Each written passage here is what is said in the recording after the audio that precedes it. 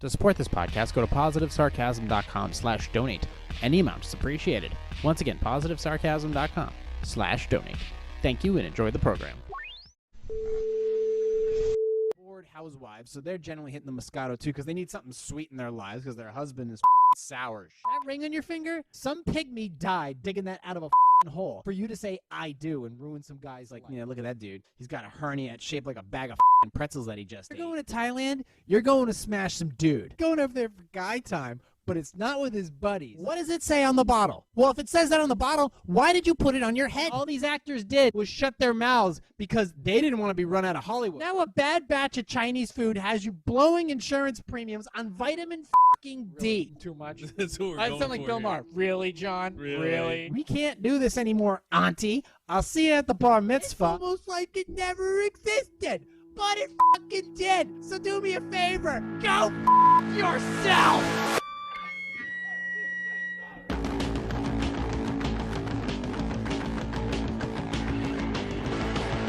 Jay here, PositiveSarcasm.com, recorded here from the Sandbox. Like, subscribe, share, donate, PositiveSarcasm.com/donate. Any amount is appreciated. If you're looking for free stocks, please check out the Webull app. It actually helps support the podcast. You also can start your own little portfolio, too, if you use my link in the description below, or you go to use the Rumble app, the Rumble, YouTube, either way, doesn't matter.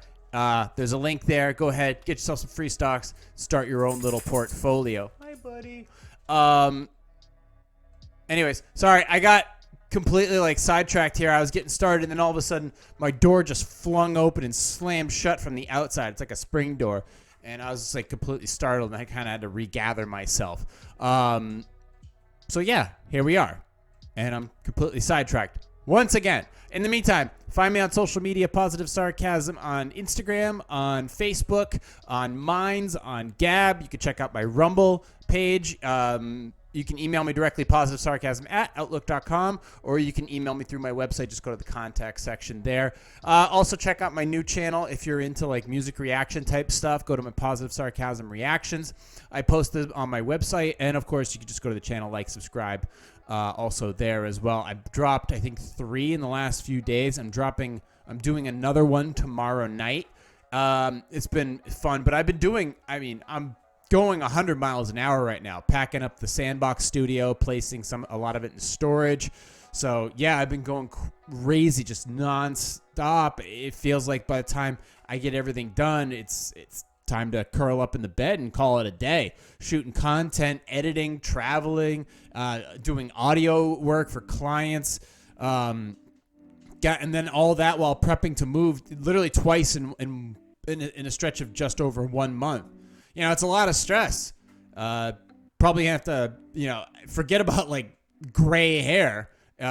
By the time October rolls around, I'll probably have straight white hair so I can go up to people's houses dressed like Anderson Cooper. So it's not that it's a bad look, but, I'm just trying to keep my sanity through all of this. But yeah, I am packing everything up here. I got boxes to my right. Things are starting to disappear. Already got a storage facility ready to go. And, but in the meantime, you just keep moving through all of this. People sometimes like to put things off to the last minute. I don't. I want to get everything all taken care of so the move is easy as possible. But I'm still, having fun with Chase in the meantime, going to the dog park and going for walks and running around on the beach and going up to the Lakes region, just having a good old time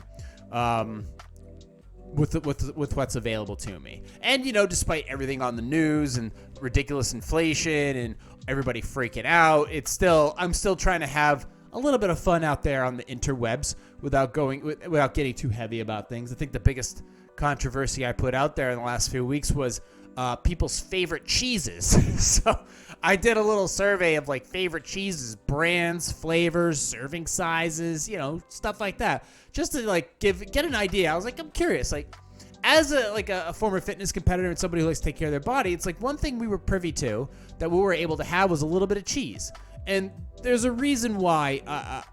I'll get to that really quickly in an article talked about. But I threw out there, it's survey, what's the favorite cheese that people like? And there's one, actually, obviously, this kid replied back with something I never fucking heard of. But that's the life of cheese. But I'm gonna try to open it up and see what it entails here. Bread cheese, or lepa justo. I don't know how to pronounce it, but it's a Swedish squeaky cheese, Finnish squeaky cheese, made from cow's bee stings, rich milk from a cow. It's also known as a bread cheese. Also, made from cows. Blah blah blah. Commercially available versions are typically made from cow's milk. They lack some of the color or flavor because of this. Originally, Southern Ostrobiona, Northern Feather. Well, okay, whatever. Okay, interesting. Maybe it's got like a real rich, savory flavor to it. I don't know, but whatever. That was like the first one. Obviously, that first one threw me off, but I'm like, okay, it's cheese. I asked for people's favorite. The second one, pretty straightforward. Feta cheese. Feta cheese I'm a fan of because you could put it on pizza, you could put it in pasta, you could put it on salad. You can just kind of, sprinkle it throughout your day. It's good on party platters. If you're serving like, antipasto or whatever. It goes good with salt. It goes good with salty, savory, sweet. It's really a solid. Hell, I think you can even put it in like dessert, for Christ's sakes. So feta cheese, solid. There's another one here that apparently goes good with a really rich wine. So let's go ahead and look this one up, see what this one's talking about. Once again, something else I don't know how to pronounce. I think it's called Roquefort. It is a ivory-colored paste, emerald green veining, creamy, moist texture, intense sheep milk flavor, balances the blue mold aroma, creating the magic taste of... Okay, so that's... Obviously, it's intense. Ripened for a minimum of 90 days, including 14 days in natural limestone caves. So it's obviously got an interesting scent to it, for sure. And then, of course, we got some go-tos. Munster cheese. Munster cheese is pretty cool. I can definitely eat Munster cheese on its own, but if it's on like a burger or like a sandwich or in a salad or on pizza, especially on pizza, I'm a big fan of Munster cheese. To me, it's extremely underrated. Extremely underrated. I think it's like one of those cheeses that you could do a lot with, especially if it's smoked. And then, of course, I got a specific brand and flavor. Cabot, garlic and herb, which totally. Cabot is a really good cheese, available at most grocery stores. And garlic and herb is a solid go-to. You can put it on just about anything. You can put it on sandwiches. You can put it on pasta. You can put it on pizza. You can put it on salads. You can put it on antipasto. You can do with pretty much all that you want with it. There's a lot there. So make straight up regular garlic bread too. That's a banger. Now some of these cheese, I'm not really sure what their nutritional guidelines are or the nutritional specs are. But the thing is about cheese is some people tells you it makes it fat, but that's not necessarily true. If you're eating like mozzarella cheese, it depends on how much. It depends on how well it's aged, and then if you buy like cheese that's been aged, generally it won't have any carbohydrates. There is a keto diet rule about cheese, obviously. So I'll just give you the brief rundown really quick before we jump into one of my next articles. Is this the right one? Here we go. So about keto diet rules are just basically not trying to get too much of an insulin spike. Doesn't have to be keto based, but cheese works. Cheese, first of all, it's freaking delicious. It's a great way to get an enjoyable snack without blowing up your calories too much. But then again, if you're on a keto or on a low carb diet rule, you do need those calories either way. But a saturated fat nonetheless, which is really, really good for you. So basically, like it's a milk that's just gone through the process of fermentation. And then from there, once the fermentation is incurred, the curd and the molding, the whey is drained off. What am I looking for here? So the more it ferments, the fewer carbs it will contain. The lower carb cheeses will have the highest levels of protein. Water, butterfat, protein, lactose. So I believe it's the lactose there, that once you age it, that that milky, because milk has lactose in it, milk has sugar in it, milk has carbs in it. But if you age it, that stuff dissipates. The sugars burn off, per se. And then you have a really aged cheese like a sharp cheddar, or like a Parm, or an Asiago, or Romano, Pecorino Romano. Those cheeses generally don't have the carbs in them. They're just high in fat and high in proteins. And they have a distinct flavor to them. Now, there is a list of like the 14 low-carb cheeses you could choose from. One is Brie. Brie I'm not a fan of, but it does fit the bill. So if you're a fan of Brie, like you like spreading it on crackers, but then again, if you're spreading on crackers, you just defeated the whole point of this exercise. So there is that. This other one is called Gruyere. It's a Swiss cheese that's ideal for snacking, cheese plates, melting or grating. That's perfect. That's exactly what I'm talking about. Romano cheese is on my hit list. That is one cheese I absolutely go to for just about anything. 19 grams for calories. It's pretty low. Italian sheep milk. Tangy punch to spice up your low-carb pasta. Vegetable dishes, perfect for salads, pretty much for anything. So Romano is aged, so that's what makes it so good. Cheddar cheese. Cheddar cheese is also aged. It's one of the most popular. It's great on burgers. It's great on just about anything. It's good on a pizza. It's good on salads. It involves adding salt to the curds before they are kneaded, cubed, drained of whey, and stacked. It's a non-melting cheese due to the acidity level. It makes it tough to melt, but you can still melt it. Anything melts with the right amount of heat. The best way to melt cheddar is to cut it very finely. It's a great choice for eggs, bacon. Ooh, totally. Blue cheese. Blue cheese is hit or miss depending upon the folks that like to eat it. But it is a mold. From the genus Penicillium roqueforti are added. This is added at the beginning of the cheese making process. Cheese wheels are needed to form tiny holes. This allows the airs to come in and react to enzymes and bacteria. This produces the blue veins, gross, which characterize the cheese. The whole process also eliminates the amount of lactose. That makes it a very low carb count. Gouda cheese. Dutch cheese delivers the taste of, I like Gouda cheese personally. You can also get it smoked, which is awesome. That delivers a taste that combines the caramel, butterscotch, butter, and bacon. The longer the Gouda is aged, the more of these flavors it will have. Cheese is best enjoyed with thin slice of tart, crunchy apples, or as a part of a sandwich. No argument here. Hell, I'll make a pizza out of it. I don't care. Tilsiter, which I have not heard of. It's a German cheese that's originated in the town of Tilsit. It's aged for up to 3 months. Smooth, mild, and milky. It can have a pungent aroma, however. Traditional table cheese. Swiss cheese. There you go, too. Classic. Has holes. Most popular cheeses of the planet. Encompasses all alpine cheeses. They're all alike. They're semi-hard and have a hard, buttery flavor. The holes that characterize Swiss cheese are good news for low-carb lovers. That's because they're caused by bacteria eating up the lactose content. Fontina comes from the, it's only got 14 calories. Italian-Swiss border, made from raw cow's milk. I love raw milk. It's delicious. Native Valdenesta cows, and it's aged for more than 90 days. This is a dense, supple cheese that prevents a nutty, slightly pungent taste. It's perfect for melting, baking, or snacking. Burrata cheese. Burrata cheese, if you ever, it looks like a sack. They place it on top of pizzas, and you cut it, and it kind of opens up and falls apart. Cheese, easy.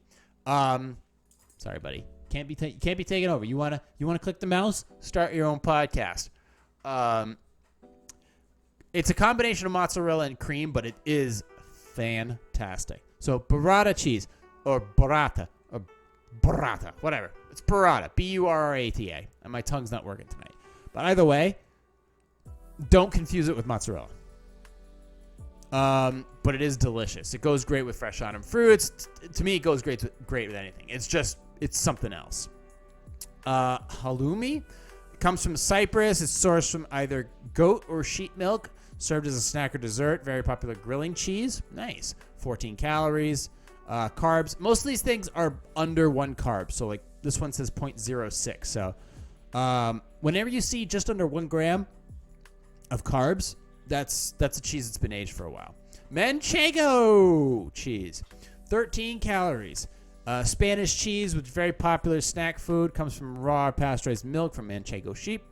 The more it is aged, the nuttier the flavor will be. It pairs well with ham and makes a great salad cheese. Paneer. Popular Indian cheese, commonly used. Now, like I said, most of these things are high in fat, which is good for you.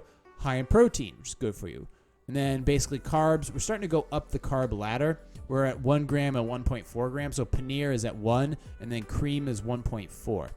But paneer added to dry fried vegetables used in curries. It's firm. It's unsalted, acid-set cheese. Popular in sweet and savory dishes. You'll see it at Indian restaurants like Paneer Tikka Masala. All these are perfectly acceptable on a low-carb diet. And then finally, cream. 19 calories, 1.4 grams of carbs, basically no protein and fats. Cream cheese. So cream cheese. It's a popular ingredient in many ketogenic and Atkins diets recipes because it provides a sweet little taste for very low carb count. It's used as a main ingredient in delicious keto-friendly cheesecake. Correct. You can use it heavily in a keto cheesecake. You basically just add protein powder and then cream cheese, and then you're done. Excuse me. And then you're done. So basically, you can refrigerate it or you can freeze it. I've never attempted to bake it, so take that into account. So there you have it. It's just one of those things. I wanted to throw that out there as far as cheeses. It's one of my favorite snacks to go to. Can you overindulge on cheese? Yes, you can.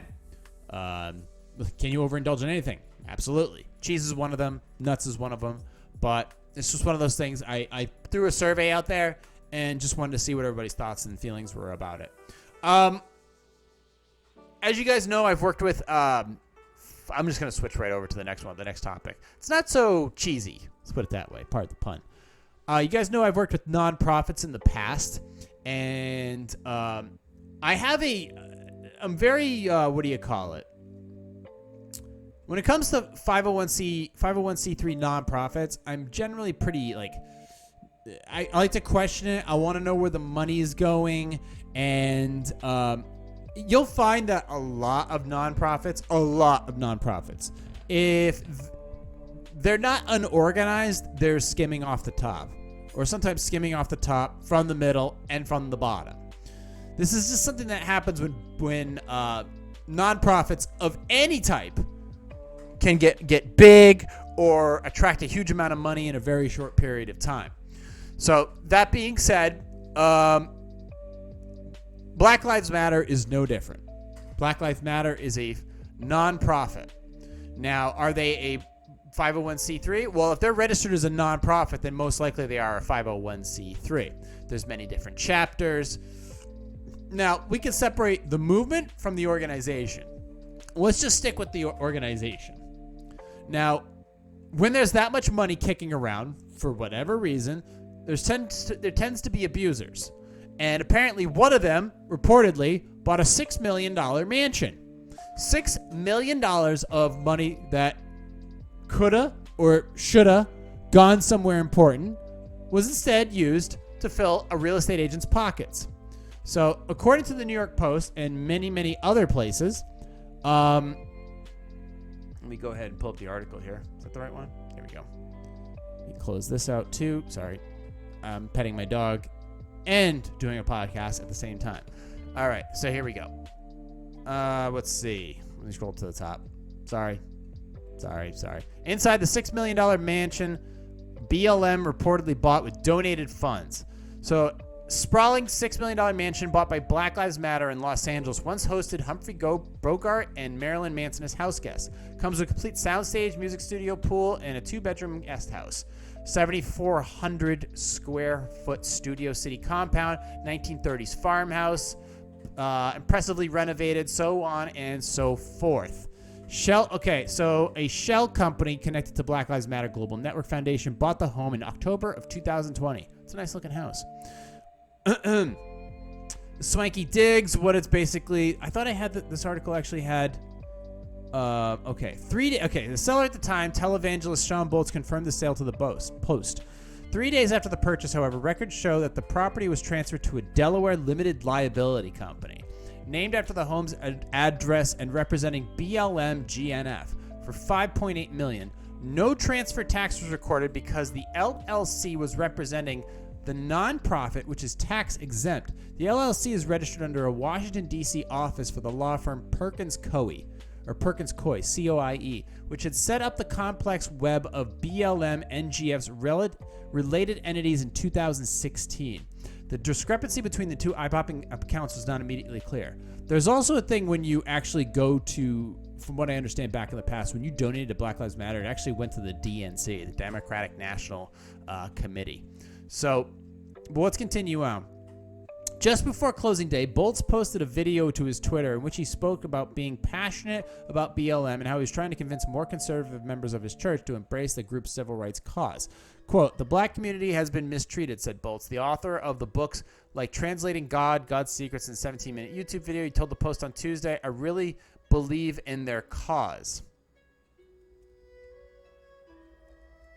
The National Legal and Policy Center, a government watchdog, blasted the purchase of a luxury mansion by the nonprofit and its lack of transparency. Quote, "Charity cash was used to conduct what appears to be a hugely profitable transaction between a shadowy Delaware LLC and a close associate of the officers of the BLM GNF," said Tom Anderson, director of the Virginia-based group's Government Integrity Project. The group, which filed a complaint against BLM and GNF to the IRS last year, said it would also file an amended complaint to the California Attorney General following the revelations of the Studio City property purchase. This is interesting. Let's see. Okay, so there's, three BLM leaders, Patrice Couleurs, Alicia Garza, and Melina Abdullah, recorded a video last June outside of the mansion. The leaders were marking the one-year anniversary of George Floyd's murder. Okay. BLM says the property was acquired in the, quote, furtherance of BLM's mission. The mansion served as a backdrop in a YouTube video recorded last year by three BLM leaders who are just marked Couleurs, Garza, and Abdullah, marking the murder. It's because we're powerful, because we are winning, Couleurs said, of what she characterized as right-wing media attacks in a now private video. It's because we are threatening the establishment. We're threatening white supremacy. Months earlier, the Post reported exclusively in April 2021 that Couleurs, a co-founder of BLM GNF, had scooped up 4 high-end U.S. homes for $3.2 million, including 3 in the Los Angeles area and another outside of Atlanta, complete with an airplane hangar. Couleurs sold the Atlanta property months after the Post reported in 2021. According to public records, she resigned from the organization in May of 2021. BLM said the property was acquired, once again, in the furtherance of BLM's mission, as well as for other uses. What uses are we talking about here? BLM GNF board member Shaloyon Bowers told the Post in a statement Monday, BLM said the home is intended to serve as housing and studio space for recipients of the Black Joy Creators Fellowship. The home also includes a soundstage, music pool, and 2-bedroom guest house. The home is intended to serve as a housing studio space, blah, blah, blah. The organization always planned to disclose the property on the upcoming 990 due May 15th. As part of the ongoing transparency efforts, Bauer's statement continued, BLM, quote, GNF has and continues to utilize the space for programming and leadership offsites. The property does not serve as a personal residence. So there's the bulk of the article. Now, as far as being a 501c3, now getting the certification is one thing. Reporting it and maintaining it is another. So if you wanted to, say you were a 501c3, let's say you wanted to, raise money to, rescue fucking stranded turtles or something. There is a tax application for this process. You can go to the government website, irs.org, and they'll send you through the whole process. It may not necessarily be a cheap process either, and then making sure you maintain your status is another thing. But it means that the corporate is exempt from paying federal taxes on revenues and income generated in the organization. It does not exempt the organization from filing tax returns. You still must file your 990 with the IRS to account for the income that comes into the organization. It works like other C corporations. The main difference, is that the financial data of a 501c3 is subject to public review. So if you are a public, your finances are public, which means that anything you file with the federal government, the press can see. Anybody who files a request can see how much you made, what you spent it on, all that other stuff. A private organization, they're able to maintain their books without this type of potential scrutiny unless a request is filed legally, so on and so forth.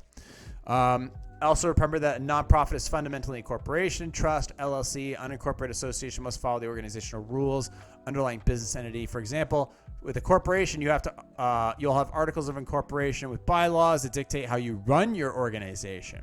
Board of directors is elected. Nonprofit can hire people and pay them a salary. This is another thing. So say they raise $6 million. They can hire administrators for $100,000 a year and still be considered a nonprofit organization. As long as they keep getting funding and a portion of these proceeds apparently go to whatever, they can still be legally a 501c3 and continue on with their business practices, however shady they may seem. Now, what's required to maintain this status? The primary thing that an organization needs to do to maintain annual filing, the 990, subsequent schedules, accompanying forms, blah, blah, blah. Aside from the annual tax forms, participating in political campaign. Okay, here's the thing. Aside from filing the annual tax forms, the organization should avoid engaging in activities that could jeopardize the tax-exempt status.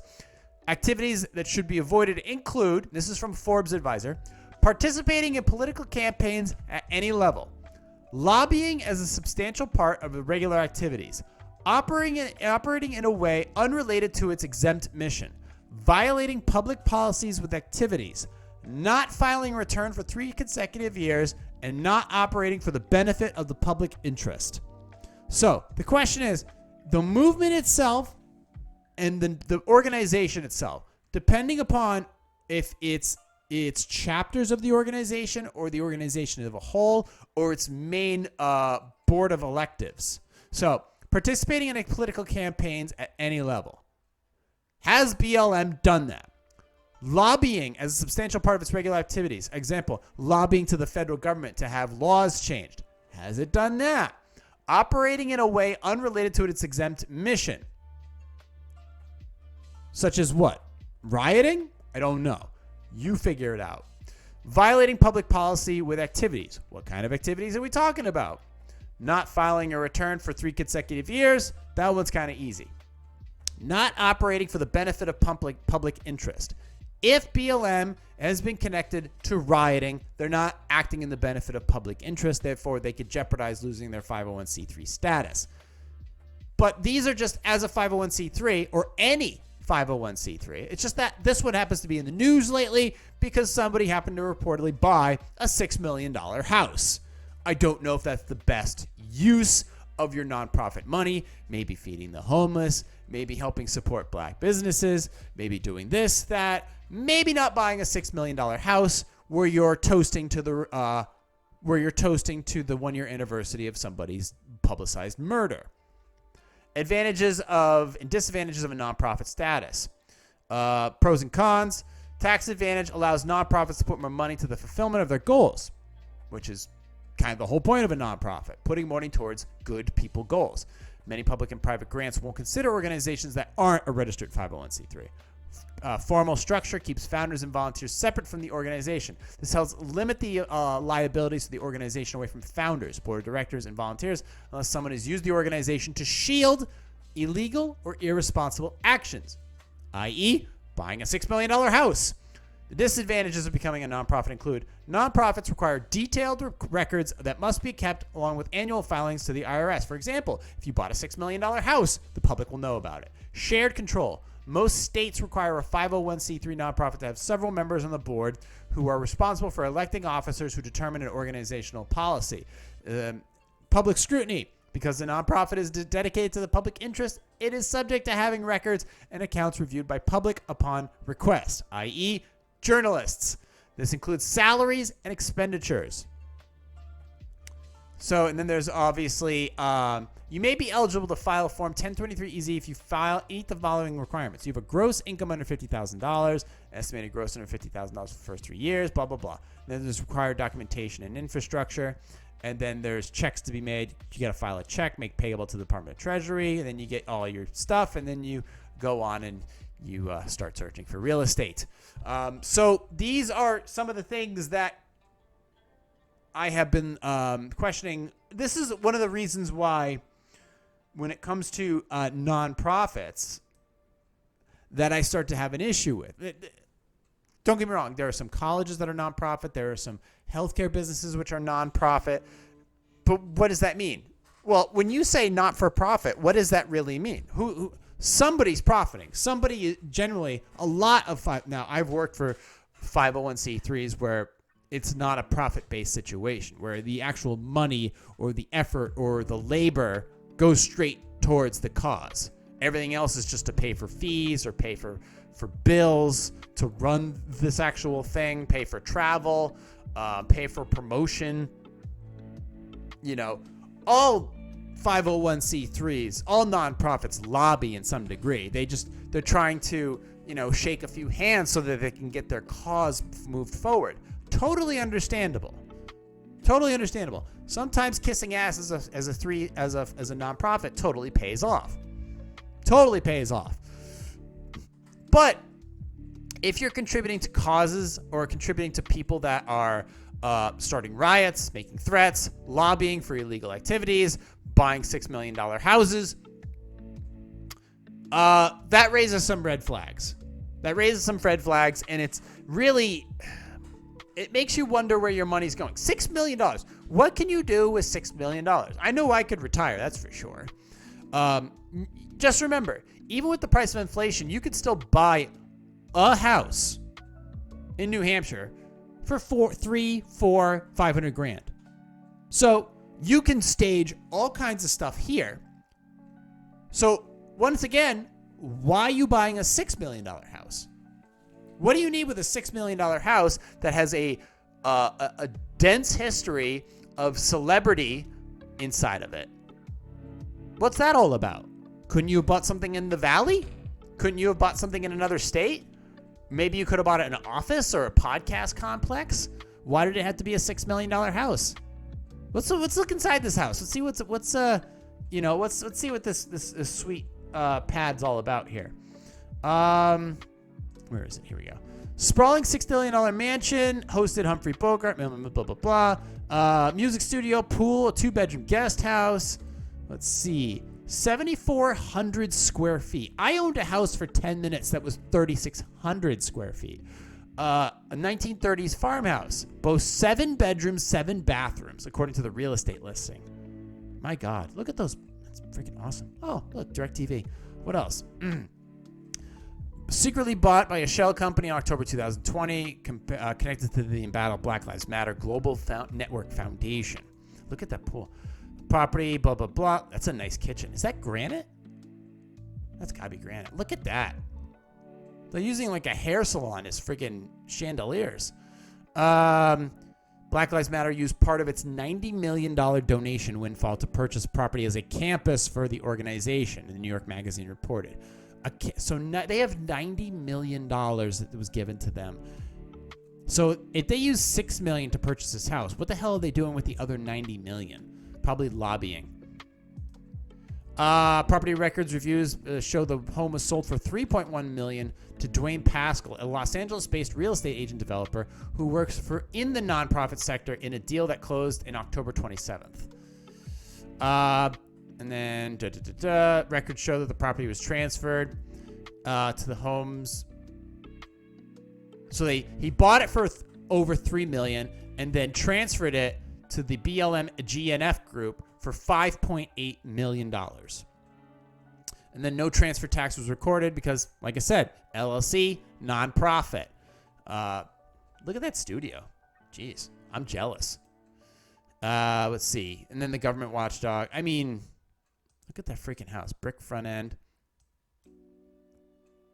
Okay. So, yeah, that's a rough look. That's a real rough look. So it's like, okay, if you are a supporter for nonprofits, who are you? Like, is it global warming? Is it animal rescue?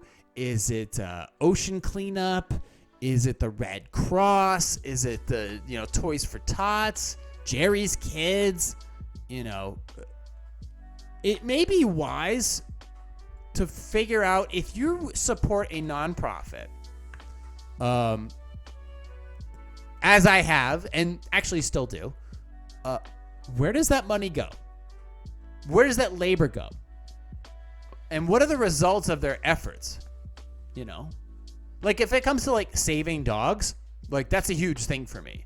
Like I hate the idea that dogs are, you know, killed, that there's kill shelters that exist, that people mistreat them, puppy mills, things. I hate it. It disgusts me. I have no value in my life for anybody who treats animals like that, like dogs. Like I believe that factory farming needs to be reformed. I believe that there should be no such thing as kill shelters for dogs. I have a lot of feelings about animal welfare in general. Okay, so when it comes to like if you have like a dog rescue group that happens to own a mansion with a fucking swimming pool shaped like a dog bone, this upsets me greatly. It's like, okay, you have this, you know, $200,000 swimming pool where the fees to rescue a dog are $500. So for $500, let's do the math here. If you have, let's see, where is my calculator? Let's just say you have a $200,000 swimming pool. And let's divide that by a $500. Let's do 1,000.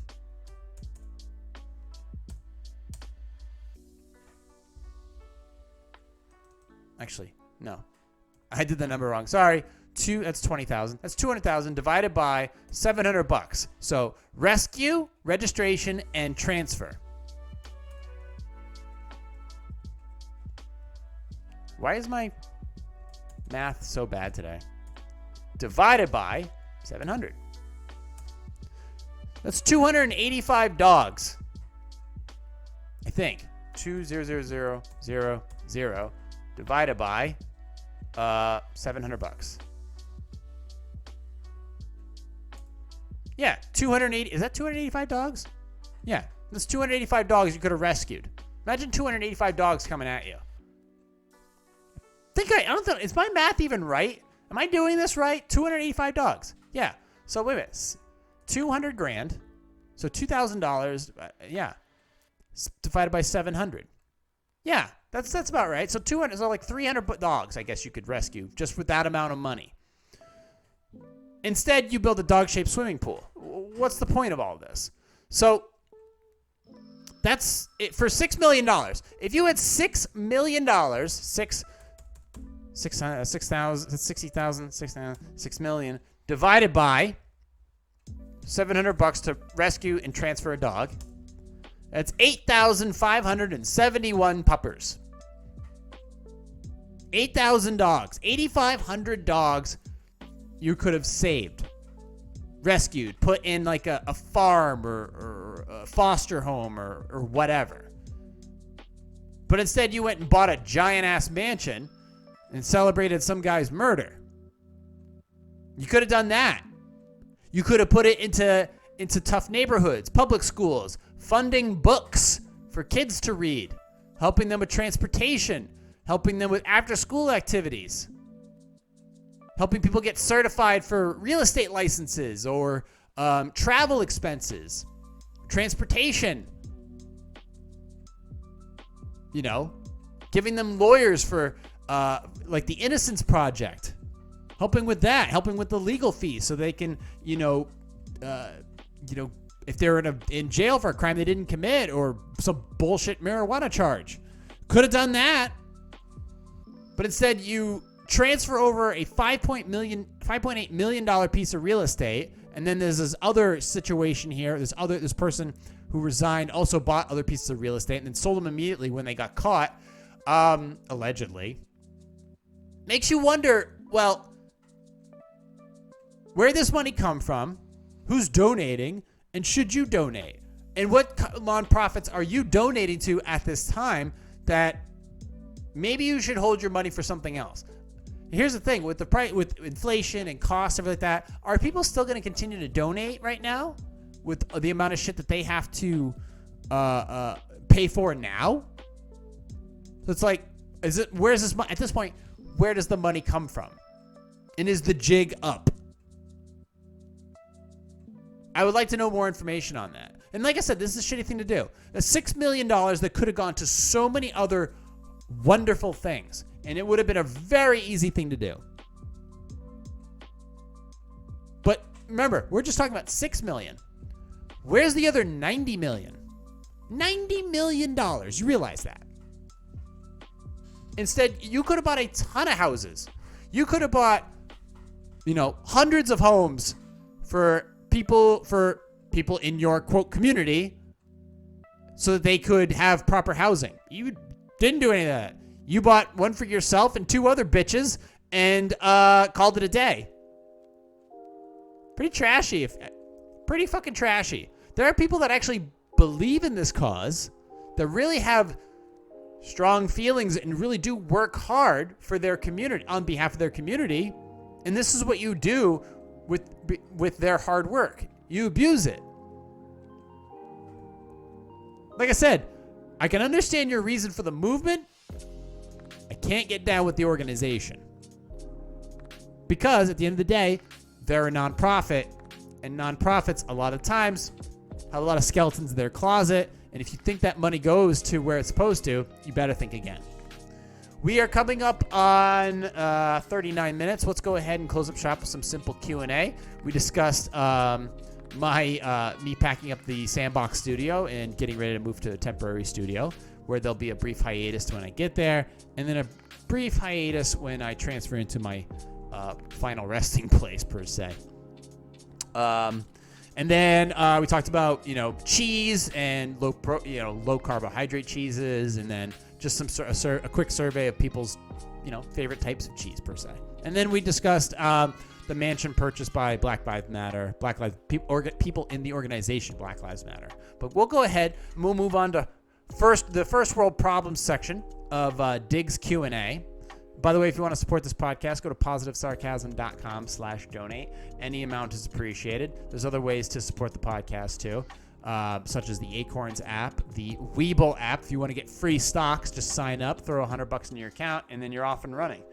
I don't even think you have to throw in $100, but you have to double check. But once your account is funded, you get your free stocks, and then I get free stocks. And you haven't spent a dime. You haven't even spent a dime. You're just getting free gas money. Nothing wrong with that. Let's close up shop with some Dig Q&A. May I continue imitating a train whistle when I see and hear a train? I love trains. You're alone. Just like me. I imitate a train whistle, and I like doing it. Weird. I learned how to do it about 10 years ago by listening to trains whistle for many years. I'm in my 30s now. Gross. I know there are places I shouldn't do it. Some people I know like to hear me do it anywhere. Others say I should do it only outside. Others say others say don't do it at all. When I see and hear a train, I will sometimes automatically whistle. It's not the best thing to do, I suppose, but it's not the worst either. I don't drink, smoke, or do drugs, and I'm fairly healthy. What do you think of my imitating a train whistle? Have you ever heard of anyone doing this? Okay. Well, if you're doing it to be annoying, then don't do it. If you just do it because it's like a little twitch, and first of all, how often do you need trains? Do you live in New York or well, that's they don't do it. Subway trains don't have a whistle. Do you live near a train station? I just hope it's like a little glitch. It's not something that's going to tear you apart. Like you're going to have like a song stuck in your head, and then all of a sudden one day you're going to be in the corner naked lighting your shit on fire. I hope that's not the case. I wish you all the luck, though. I have no resolution for you on this, bro. Let's move on to the next one. I'm assuming it's a bro. I don't think a chick would do that. They have other ways of tearing themselves apart. How can I get my mother-in-law to stop accusing me of faking the life-threatening condition I experienced during my pregnancy? When I was pregnant with my first child, I was diagnosed with a condition called hyperemesis gravidarum. It causes debilitating nausea, uncontrolled vomiting, and dehydration, and in severe cases can be life-threatening. During the course of my pregnancy, I had to go to the ER 8 times, and I was admitted to the hospital for 4 days at one point. HG also led to other pregnancy complications, and I delivered my son by emergency C-section 10 weeks early. It was by far the most difficult thing either my husband or I've ever been through. I'm now pregnant with my second child, and now thankfully I'm enjoying a normal preg. The problem is my mother-in-law has taken my good health now as a sign that I never really was sick the first time. She has expressed that my first pregnancy distress was really a psychological issue because I was so afraid I wouldn't have a healthy baby. That's in quotes. I'm not sure why she says things like this, and it upsets me when she raises the topic. My husband says I need to learn that her opinion just doesn't matter, but I'm still upset. She's accused. This is not like an opinion. This is more of a accusation. And like I said, anybody who accuses you of bullshit, you need to just discontinue talking to them. You need to just push them out of your life. I'm just like that. Anybody who accuses you of lying that you didn't do or thievery that you didn't commit, you have to cut them off completely. You do. You need to teach them a fucking lesson because they're just never, and even though they're not going to learn anything from that lesson, it's still better for you to enjoy your life and your pregnancy the way you see fit. And nobody else, if it's not their pregnancy, their opinion doesn't matter. How can I make my neighbors understand that being Jewish means my family will not put up with Easter decorations? What? We are a Jewish... Okay, so they're probably Orthodox. We are a Jewish family with young children, and we recently moved to a neighborhood that's full of families with kids, which has been great. We have all enjoyed getting to know our neighbors recently. From one of the neighbors texted me that a block does a streetwide Easter egg hunt, and everyone was going to decorate their houses and hide candy-filled eggs in front of their yards for all the kids to find on Easter morning. I initially responded saying that sounded like a lot of fun, but that we wouldn't be able to participate, and I wish them the best. My neighbor then asked me to hide eggs and decorate our yard, even if our kids weren't available to participate in the Easter egg hunt. No, you don't have to. So I explained, we're Jewish. We don't celebrate Easter. I hope they would have a great time. Now I've got two different neighbors telling me that this is a secular event, and everyone does this, and I shouldn't deprive my kids of fun. Any suggestions for what I do? I don't feel comfortable decorating our home with symbols of a holiday that we don't celebrate. And honestly, we'll be way too busy hosting our own out-of-town family for Passover this weekend to be simultaneously crafting an Easter egg hunt in our yard. Am I an Easter Grinch? I would happily let my kids visit a Christian friend's house and celebrate Easter with them, but doing it at our own house seems strange. Look, you're Jewish. You don't celebrate certain holidays, or you don't have time to celebrate certain holidays. That's your gig. That's your house. That's your property. End of story. Nobody has the right to tell you what the fuck to do. If your house looks clean and your lawn is mowed, that's the end of it. That's it. Nobody can tell you. It's not a secular event. Easter is an event that that is based on religion. But look, Jesus didn't fucking lay eggs. So I don't understand I get it. They do it as a secular event because they want it to be harmless and fun. I get it. Fine. If you don't want to do it, though, that's the end of the topic. We're Jewish. We don't do it. Done. If they want to give you shit, that's just them being assholes. So they need to leave. They do need to leave you alone. What if you were, I don't know. What if you were a Muslim? Would they be giving you shit then? So this is not their thing. This is they need to completely back off on. Otherwise, you're gonna have to go to their house and make them put up fucking dreidels for Hanukkah and shit. So yeah, they need to stop pushing on you. People need to stop pushing their ideals upon other people. This is a problem in this country, and it needs to stop. In all aspects, people need to mind their own fucking business. How can I convince prospective employers, that I regret the illegal vindictive activities I engaged in my last job? By starting your own company. I had an excellent career for more than 14 years in information technology. But I made a serious mistake that damaged my career. In my most recent position, the first 4 years were productive with excellent performance reviews, salary increases, and a promotion. In my 5th year, I reported to a new manager who held a different management philosophy. I eventually realized he was trying to force me out to bring in his own team, and I didn't know how to handle it. I realized he was trying to force me out to bring in his own team, and I didn't know how to handle it. After leaving the company, I was angry and engaged in activities that resulted in a felony charge for unauthorized access. I received a 1-year probation. I wrote the manager an apology for my actions and also went through voluntary counseling. My resume is well prepared. I have excellent communication skills, a good work history minus the felony, great references, and a wealth of IT experience. I have been upfront about my felony, but employers backed off. Understandable. I changed my tactics and waited to explain my record after receiving a job offer. Each company rescinded its offer. How do I undo the damage? I sincerely regret my angry actions. I would start just building connections. I think you're kind of fucksville here. There's two things. You can start to get to know some people that know some people that know some people. That's one way of doing it. Reinsert yourself in entry level, or start your own business and get really, really creative. That way you can make your own rules and you don't have to worry about this like ever popping up again. The your own business thing. I mean, if you're willing to go through the backbreaking tactics of IT, then you should be able to start your own company in some capacity, whether it's database management or a DIY IT group, something to that effect, or staffing recruitment for IT. There's plenty of ways you can do it without having to go on job interviews where you're just going to get blown off at the last minute. Let's do one more. Should I continue my estrangement with my daughter's family over a minor disagreement over which TV show to watch? I was at my daughter's house while she and my son-in-law were working in their bathroom. My two grandsons and I were in the den. The boys were on their tablets, and I was watching an episode of a reality show, which was almost over. Mind you, I've never seen this show before, and I was very much into it. My daughter and son-in-law come into the den and sit down. My daughter says to me, "Mom, Buck wants to watch the news." I'm like, "What?" "I'm watching this show." She says, "Well, Buck wants to watch the news." My grandson then says, "We always watch the news." I'm like, "But this show's almost over." They go scurrying about. My daughter into the kitchen. My son-in-law to the grandsons walking past me. Go outside. My son-in-law says, "You can watch the TV."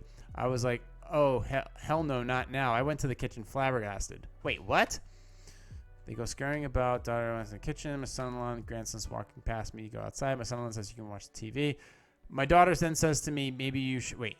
I was like, "Oh, hell no, not now." I went to the kitchen flabbergasted. My daughter then says to me, "Maybe you should just leave." Flabbergasted again, I said, "Yeah, I guess I should." Yesterday was over a year since that happened. I've gone over at Christmas time and put presents on the stoop. I've sent birthday cards with "I love you" notes. I've sent birthday presents, nothing from them. I texted her and said I wanted to put an end to the silence. I have gotten angry with them in the past for disrespecting me, as well as I brought it up in my text. She stated that they just don't want to be around me because they don't know what I'm going to drop a ball. I told her I will drop a ball when I am disrespected. Ooh. Should I not demand respect from my children? Should I have gotten upset over the TV? I'm over it.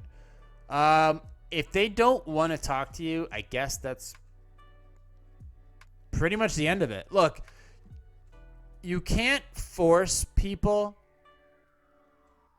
to respect you, regardless of whether their reasons are valid or minuscule. And I kind of don't understand the reason for the ridiculousness. It's like, I'm watching this show. She says I want to watch the news. My grandson says that we always watch the news. I'm like, but the show isn't over. Then they go scurrying about. My son-in-law and grandson's walking past me to go outside. My son-in-law says, "You can watch the TV." I was like, "Oh, hell no, not now." I went to the kitchen flabbergasted. My daughter then says to me, "Maybe you should just leave." Okay. Fucking TV, man. Fucking TV. Yeah, I would just call it a day. You gave it a shot. You failed. They don't like you. You bought them gifts. They didn't reciprocate. You lost. You're a loser. You're a loser. So I guess you just leave it as it is. Go live your life. Maybe they'll call you. Maybe they won't. I mean, honestly, they might actually end up calling you. But you've left presents and all that other stuff. Look, I don't have time for that shit. If you want to reconcile and they don't want nothing to do with you, then that's it. It's done. Nothing you can do about it. That's it. Even if they are family. Jig's up. Call it a day. Let's see. All right, 52 minutes. Let's call it a day here. Positive Sarcasm Podcast with my terrible calculations. But hey, yeah. If you got $6 million, why don't you rescue a few thousand puppies instead of buying a fucking mansion in friggin' LA, you chaps? In the meantime, you can find me on Instagram, Positive Sarcasm, minds.com, Positive Sarcasm, Gab, Positive Sarcasm, Facebook.com/Positive Sarcasm. You can email me directly, positivesarcasm@outlook.com, or you can go to my website. And then, of course, check out my affiliate links, especially for the Weeble app. Like I said, Stocks, baby. Free stocks. Posing music for bodybuilders. Go ahead and look me up. Send me requests. If you got wedding stuff coming up and you need a videographer, also give me a holler. Anything else, feel free to reach me in any way, shape, or form. Check out my other channels, Positive Sarcasm and Positive Sarcasm Reactions. Dropping another one tomorrow night. In the meantime, thank you for listening, watching, and subscribing. And I'll talk to you all next week. I got some packing to do. Recorded here from the sandbox. This has been a Positive Sarcasm presentation.